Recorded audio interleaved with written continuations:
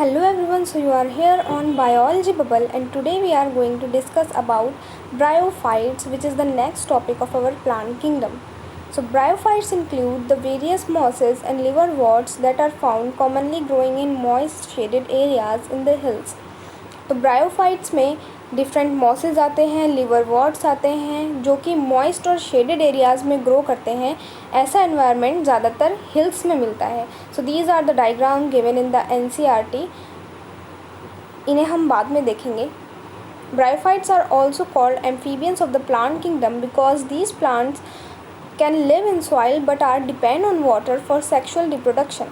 अब ब्रायोफाइट्स को plant kingdom का एम्फीबियंस भी बोला जाता है, वो इसलिए because they can survive on both terrestrial habitat and aquatic habitat. वो लैंड पे भी ग्रो कर सकते हैं और वाटर में भी ग्रो कर सकते हैं। वाटर की ज़रूरत इन्हें पड़ती है फॉर द सेक्शुअल रिप्रोडक्शन, इसलिए इन्हें एम्फीबियंस बोला जाता है प्लांट किंगडम के। अब इन्हें ग्रो करने के लिए कैसा एनवायरनमेंट चाहिए, हैबिटेट क्या चाहिए? सो डैम्प, ह्यूमिड एंड शेडेड लोकेलिटीज़ में ये ग्रो करते हैं जहाँ पर मॉइस्चर कंटेंट एयर में सही हो और जहाँ पर ज़्यादा ठंड ना हो या ज़्यादा गर्मी ना हो, ऐसी जगह चाहिए होती है इनको फॉर देयर ग्रोथ। सो इसे अच्छे से समझने के लिए हम कुछ नोट्स देखेंगे। ब्रायोफाइट्स के बारे में इसमें बताया गया है फर्स्ट लैंड प्लांट्स हैं। So these are first land plants, first amphibians of plant kingdom and these are first archegoniates. Now the question is, what are archegoniates? Archegoniates क्या होते हैं? So archegoniates a multicellular flask-shaped egg-producing organ present in liverworts, fern and most gymnosperms उसे archegonia बोलते हैं। और जो plants archegonia beer करते हैं उन्हें आर्किगोनिएट्स बोलते हैं। ऐसा फ्लास्क्ड शेप स्ट्रक्चर होता है किसी भी प्लांट में जो एग प्रोड्यूस करता है, उसे आर्किगोनिया बोला जाता है। दीज आर फर्स्ट एम्ब्रियोफाइट्स, जिसमें एम्ब्रियो का प्रोडक्शन होता है। ऐसे पहले प्लांट्स थे ये। नॉन ट्रैक्योफाइट्स हैं, एब्सेंस ऑफ वैस्कुलर टिश्यूज़, इनमें कोई भी वैस्कुलर टिश्यूज़ पाए नहीं जाते। हैबिटेट की बात कर लेते हैं तो इसमें एक कोड है which is CDS, means cool, damp and shady. Cool, damp और शेडी एरियाज़ में ये ग्रो करते हैं। अब चलते हैं हम अपनी NCERT पे। They play an important role in plant succession on bare rocks and soil. Now what is plant succession? Plant succession से यहाँ क्या मतलब है? ये फेवरेबल कंडीशन बनाते हैं हायर प्लांट्स या अदर प्लांट्स की ग्रोथ के लिए बेयर रॉक्स या बेयर सॉइल्स पर, जहाँ पर पहले रॉक्स थे या इनफर्टाइल सॉइल थी। कैसे बनाते हैं? ये लाइकेंस के साथ एसोसिएशन करते हैं और रॉक्स का डिकम्पोजिशन कर देते हैं और सॉइल फॉर्म करते हैं। ऐसे ये उस सॉइल को या उस रॉक को फेवरेबल बनाते हैं for the growth of other higher plants. The plant body of bryophytes is more differentiated than that of algae. Bryophytes की जो प्लांट बॉडी है वो एल्गी से ज़्यादा डिफ्रेंशिएटेड है, मतलब हम उसमें कुछ स्ट्रक्चर पहचान सकते हैं which is root like, stem like और leaf like. It is thallus like, a prostrate और इरेक्ट। अब इसकी बॉडी की बात हो रही है, स्ट्रेट बॉडी होती है, प्रोस्ट्रेट और erect. And attach to a substratum, एक सबस्ट्रेटम पर अटैच्ड होती है बाय यूनिसेलुलर और मल्टीसेलुलर राइजोइड्स। राइजोइड्स क्या है? इसमें रूट लाइक स्ट्रक्चर है जो कि मल्टीसेलुलर और यूनिसेलुलर भी हो सकते हैं। राइजोइड से किसी भी सबस्ट्रेटम पे अटैच होती है। They lack true roots, stems और लीव्स। इनमें ट्रू रूट्स, स्टेम या लीव्स नहीं पाई जाती। They may possess root like, leaf like और stem like structure. Root like, root के जैसा या लीफ के जैसा या स्टेम के जैसा एक स्ट्रक्चर पाया जा सकता है, लेकिन वो ट्रू नहीं होता। Main plant body of bryophytes is haploid. अब इनकी मेन प्लांट बॉडी हैप्लॉइड है, यानी कि n number of chromosomes present हैं। Produce gametes, hence it is called gametophyte. अब प्लांट बॉडी को इनकी गैमेटोफाइट बोलते हैं because they produce gamete. The sex organ in bryophytes are multi cellular. The male sex organ is called antheridium. They produce biflagellated antherozoids. अब इनकी जो sex organs होते हैं ब्रायोफाइट्स में वो मल्टी सेलुलर होते हैं। मेल सेक्स ऑर्गन का नाम एंथ्रीडियम है। अभी क्या प्रोड्यूस करता है? बाईफ्लैजिलेटेड एंथीरोजॉइड्स प्रोड्यूस करता है, 2 फ्लैजिला वाले एंथीरोजॉइड्स जिन्हें हम गैमेट्स भी बोल सकते हैं इनके। The female sex organ called archegonium, female sex organ archegonium है, is a flask shape and produce a single egg. अभी जैसे हमने ऊपर पढ़ा था आर्किगोनिया के बारे में, फ्लास्ड शेप होता है ये और एक सिंगल एग प्रोड्यूस करेगा। The antherozoids are released into water where they come in contact with archegonium. Antherozoid water में रिलीज किए जाते हैं प्लांट के थ्रू जहाँ पर वो आर्किगोनियम के कांटेक्ट में आते हैं। जैसे हमने ऊपर पढ़ा था कि सेक्सुअल रिप्रोडक्शन के लिए वाटर पे डिपेंड करते हैं, वो इसीलिए करते हैं। And antherozoid fuse with egg to produce the zygote. Antherozoid egg के साथ फ्यूज़ कर जाएगा for the formation of zygote. Zygote do not undergo reductional division immediately. अब जाइगोट में तुरंत ही मियोसिस नहीं होता, मियोसिस रिडक्शनल डिवीज़न को कहते हैं। They produce a multi cellular body called a sporophyte. अब रिडक्शनल डिवीज़न इसमें नहीं होता, उसकी बदली एक मल्टी सेलुलर बॉडी का फॉर्मेशन करते हैं जो कि स्पोरोफाइट है। The sporophyte is not free living but attached to the photosynthetic gametophyte and derived nourishment from it। Sporophyte जो है वो फ्री लिविंग नहीं है, अटैच रहता है प्लांट की बॉडी से, फोटोसिंथेटिक गैमेटोफाइट से, और उससे अपना न्यूट्रिशन गेन करता है। तो प्लांट बॉडी यानी गैमेटोफाइट हैप्लॉइड था, स्पोरोफाइट डिप्लॉइड होगा क्योंकि जाइगोट से मिलकर के बना है, अभी मियोसिस नहीं हुई है और डायरेक्टली जाइगोट से मिलकर के बन गया है। Some cells of the sporophyte undergo reduction division meiosis to produce haploid spore. अब स्पोरोफाइट्स के कुछ सेल मियोसिस परफॉर्म करेंगे, रिडक्शनल डिवीज़न परफॉर्म करेंगे और हैप्लॉइड स्पोर्स बना देंगे। These spores germinate to produce gametophyte, और ये स्पोर जर्मिनेट करेंगे एक नई प्लांट बॉडी बनाने के लिए विच इज़ गैमेटोफाइट।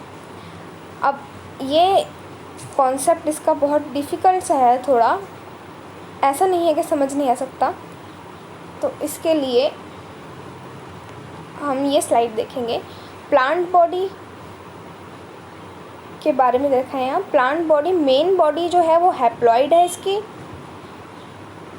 इनकी प्लांट बॉडी में लाइफ में 2 फेज़ होते हैं। First is main body which is haploid and the second one is diploid. Haplodiplontic life cycle होती है इनकी। हैप्लॉइड फेज भी प्रेजेंट होता है इनकी लाइफ साइकिल में और डिप्लॉइड भी। तो हैप्लॉइड मेन बॉडी की फॉर्म में प्रेजेंट है और स्पोरोफाइट डिप्लॉइड बनेंगे। जैसा मैंने बताया था कि जाइगोट से बन रहे हैं विदाउट रिडक्शनल डिवीज़न, तो इसलिए डिप्लॉइड हैं। और स्पोरोफाइट में मियोसिस होके ये स्पोर का फॉर्मेशन करते हैं which is haploid spore.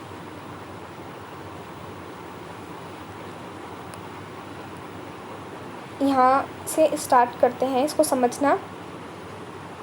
So this is antheridium which is mail sex organ and this is archegonium which is female sex organ. अब मेल सेक्स ऑर्गन प्रोड्यूस करेगा एंथीरोजॉइड, बाईफ्लैजिलेटेड है ये, और फीमेल सेक्स ऑर्गन प्रोड्यूस करेगी egg, एक single egg produce करेगी। ये कुछ इस शेप के होते हैं, बाईफ्लैजिलेटेड हैं, 2 फ्लैजिला प्रेजेंट है और ये सिंगल एग है। अब ये फ्यूज़ कर जाएंगे, एंथीरोजॉइड और एग का फ्यूजन होगा, तो इनके फ्यूजन के बाद जाइगोट का फॉर्मेशन होगा जो कि डिप्लॉइड होगा। जाइगोट बनाएगा embryo which is also diploid, उसके बाद फॉर्मेशन होगा स्पोरोफाइट का विच इज़ ऑल्सो डिप्लॉइड। तो इसे हम याद कैसे कर सकते हैं, इसके लिए कोड बना सकते हैं ZES, ज़ेस। जाइगोट, एम्ब्रियो एंड स्पोरोफाइट ये सभी डिप्लॉइड होते हैं, 2N।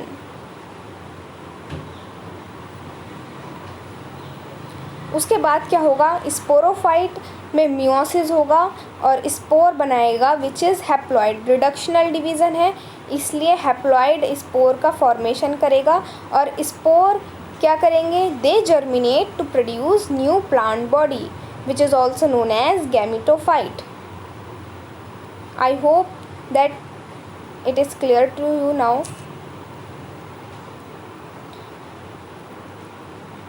Bryophytes in general are of little economic importance. अब इनकी इम्पोर्टेंस के बारे में पढ़ते हैं, क्या यूजेस हैं इनके। इकोनॉमिक इम्पोर्टेंस इनकी बहुत कम है। Some mosses provide food for herbaceous mammals, birds and other animals. ये एज अ फूड भी काम आते हैं काफ़ी हर्बेशियस मैमल्स को, बर्ड्स को, अदर एनिमल्स को। Species of sphagnum a moss, sphagnum एक मॉस है, provide peat that have long been used as fuel. Peat एक कोल का टाइप है, कोयले का टाइप है पीट, वो मॉस से मिलता है, उस मॉस का नाम है स्फैगनम। स्फैगनम स्पीशीज़ का मॉस है ये, इसे फ्यूल की तरह यूज़ किया जाता है। And as a packing material for transshipment of living material because of their capacity to hold water.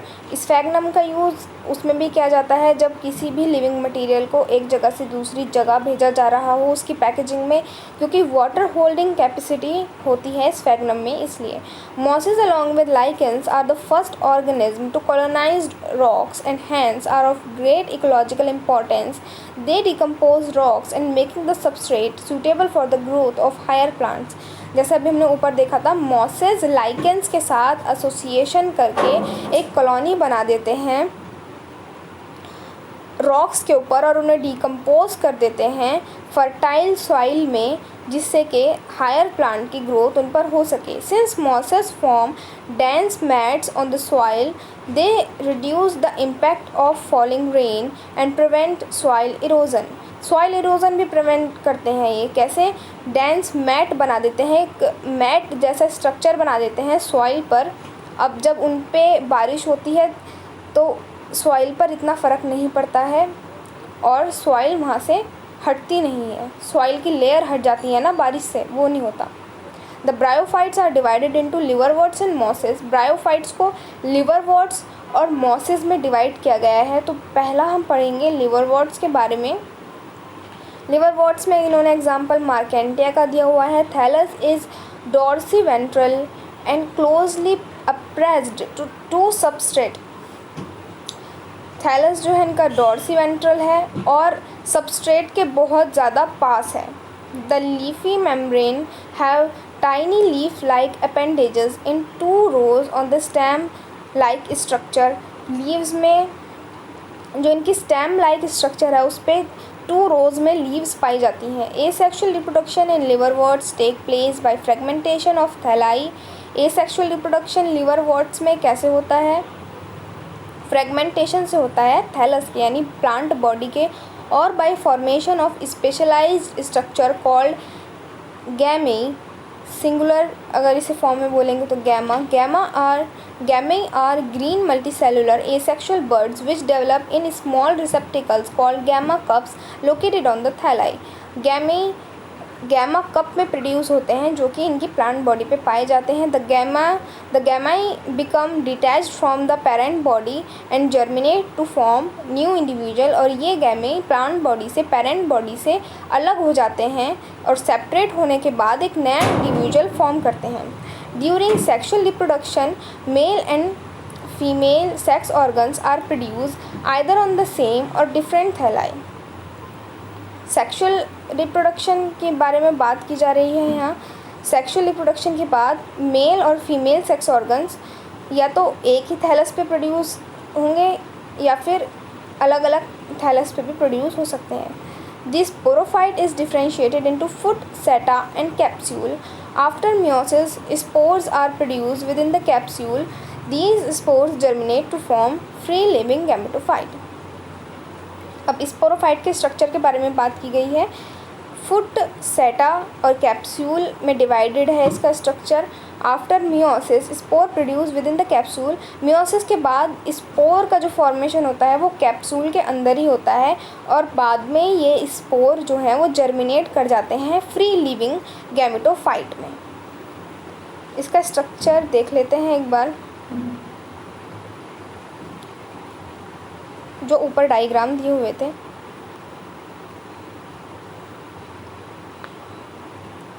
So this is the structure of female thallus and this is the structure of male thallus. This is female thallus and this is male thallus. Female thallus के बारे में हमें पता कैसे चला, यहाँ पर आर्किगोनियोफोर present है और मेल थैलस में एंथरीडियोफोर प्रेजेंट है। ये इनका डिफरेंस है। These are the gemma cup जिसमें गैमी प्रोड्यूस होते हैं। These are the rhizoids which is root like structure जो कि सबस्ट्रेट से अटैच होने में इनकी हेल्प करता है। ये लीवर वॉट्स के बारे में इन्होंने बताया था।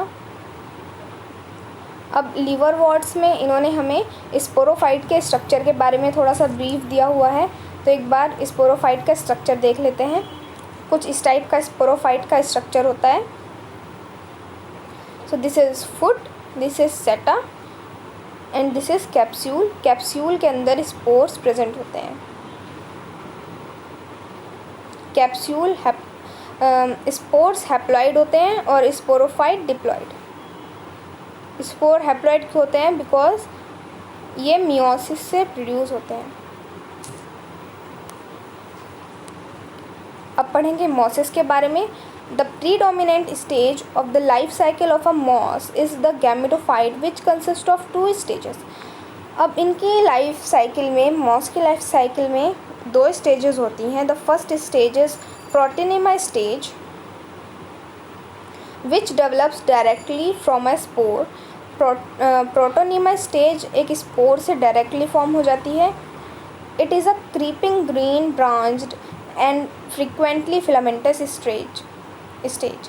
क्रीपिंग मतलब रेंगने वाली, ग्रीन ब्रांच होती है ये और इसमें फिलामेंट पाए जाते हैं। The second stage is leafy stage which develop from the secondary protonema as a lateral bud. अब सेकेंड स्टेज इसकी लीफी स्टेज है जो कि सेकेंडरी प्रोटोनिमा से प्रोड्यूस होती है एक लेटरल बड के जैसे। They consist of upright slender axis bearing spirally arranged leaves. They are attached to the soil through multicellular and branched rhizoid. अब इसमें जो होता है मॉसेस में वो मल्टीसेलुलर राइजोइड्स हैं और ब्रांच्ड हैं। This stage bears the sex organs. अब इनकी जो लीफी स्टेज है उसमें सेक्स ऑर्गन प्रेजेंट होते हैं।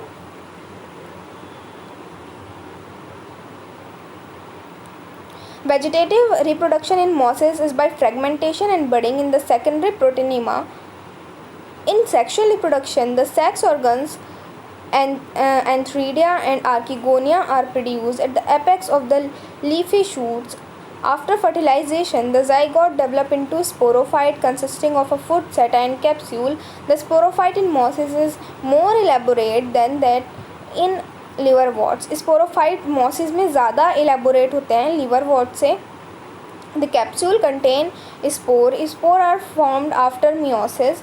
The mosses have an elaborate mechanism of spore dispersal. Mosses में एक एलेबोरेट मैकेनिज्म होता है स्पोर डिस्पर्जल का।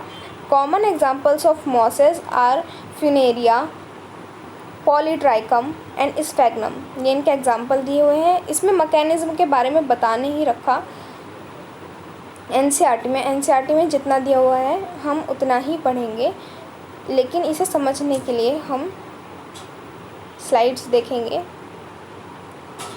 इन्होंने जो यहाँ पे फेस की बात की थी, प्रोटीनिमा और मैच्योर लीफी फेस के बारे में, स्टेजेस के बारे में बात की थी। तो ये स्पोर है, स्पोर से डायरेक्टली प्राइमरी प्रोटीनिमा स्टेज बन जाएगी जिसमें फ्रेगमेंटेशन होगा और ये सेकेंडरी प्रोटीनिमा स्टेज फॉर्म कर देगी।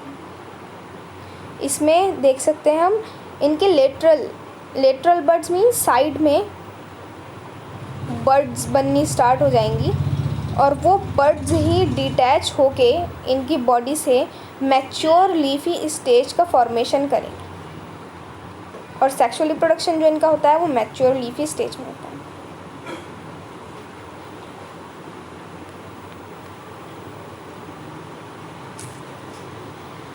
तो बस इसमें यहीं तक था। एग्जाम्पल इम्पोर्टेंट है इनके। I hope you like the session. If you like, then please like, share, comment and subscribe the channel. Thank you. Have a good day.